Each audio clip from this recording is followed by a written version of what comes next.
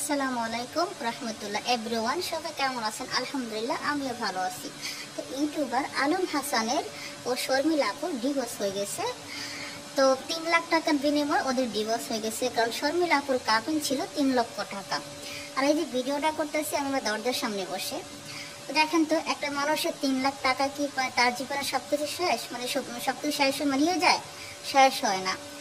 তো এখন দেখতেছি যে শর্মিলা আপু ইউটিউবে এসে কান্নাকাটি করতেছে, লাইভে এসে যে উনি নাকি আলম ভাইকে ডিভোর্স দিতে চায় নাই, আলম ভাই নাকি তাকে ইচ্ছা করে ডিভোর্স দিচ্ছে, নাকি আলম ভাই পা পর্যন্ত করতে ডিভোর্স না দেওয়ার জন্য। তা আমি বলবো যে আপু এখন এই কান্নাকাটি করে লাভ কি? আপনাদের যখন সমস্যা হয়েছিল তখন তো আপনি ইউটিউবে এসে অনেক কিছু বলছেন, যদি আপনারা নিজেরা বসে ফ্যামিলিগত এটাকে ম্যাটার করতেন, আজকে আপনার ডিভোর্স হতো না। আর আলম ভাইয়ের সাথে আপনার ডিভোর্স হতো না, আপনি থাকতেন। আপনারা চাইলে এটা ফ্যামিলিভাবে শেষ করতে পারতেন, মানুষের ফ্যামিলির সাথে কথা বলে একসাথে বসে আপনারা এটার সিদ্ধান্ত নিতে পারতেন। কিন্তু আপনারা কি করছেন? আপনারা সমস্যা আছে, ভাইয়েরও সমস্যা, দুজনের সমস্যা আছে। আর ওইদিকে আলম ভাই বলতেছে যে না, আমি শর্মিলাকে ডিভোর্স দিতে চাই নাই। ডিভোর্সের দিন ও একবার বলেন আমার সাথে সংসার করবে করে, ও আমার কাছে 3 লাখ টাকা নিয়ে চলে গেছে। যাক, আলহামদুলিল্লাহ, আপনাদের ডিভোর্স হয়ে গেছে, আপনারা চান নেই বলে সংসার করতে চাইলে কিন্তু। তো এই যে 8 মাস ধরে আপনারা ভিডিও করছেন, 8 মাসের লাইফে আপনার 8 মাসের সংসার, কত ভালোবাসা দেখেন, সব কি নাটক আপনাদের? আমার কাছে মনে হচ্ছে সবগুলাই নাটক, না হলে কি এগুলো করতো না।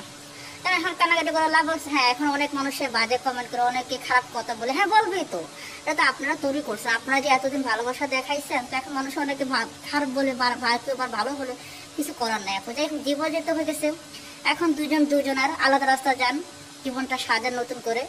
আর কেউ কাউকে কথা বললে না, এটা ইউটিউবে একটা ভাইরাল হয়ে গেছে। আর ওই আপুটার নাকি এই আলম ভাইয়ের সাথে 2টা বিয়ে হয়েছে, আলম ভাইয়ের 2টা বিয়ে হয়েছে, দুজনের 4টা, ঠিক আছে।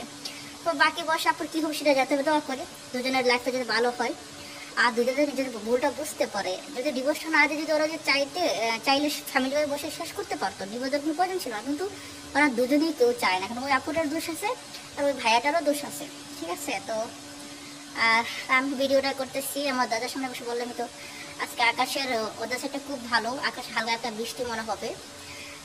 তো আমি আল্লাহ হাফেজ। ভিডিওটা কেমন হয়েছে সেটা জানাবেন। আকাশের খুব ভালো, আজকে অসাধারণ দৃশ্য আকাশের। তো ভিডিওটা কেমন হয়েছে জানাবেন। আল্লাহ হাফেজ, ভালো থাকবেন। এই পর্যন্ত।